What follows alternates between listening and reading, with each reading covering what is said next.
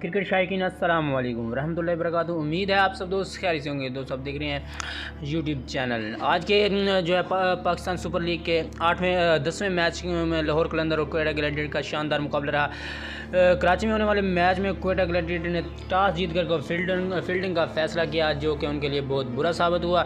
जो है लाहौर कलंदर ने पहले बैटिंग करते हुए क्वेटा ग्लैडिएटर को 199 रन का हदफ दिया और चौके छक्कों की बरसात कर दी क्वेटा ग्लैडिएटर पर।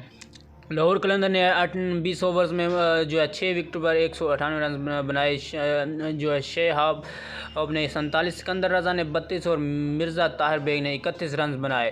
क्वेटा ग्लैडिएटर्स की कैस अहमद और जो है डेविड स्मिथ ने उसने दो खिलाड़ियों को आउट किया। जवाब में क्वेटा ग्लैडिएटर की टीम जो है मुकर्रर ओवर्स में 8 विकेटों पर 135 रन बनाकर जो है आउट हो गई। जैसन रॉय 48 और मोहम्मद हफीज़ 25 रन बनाकर नुमाया रहे।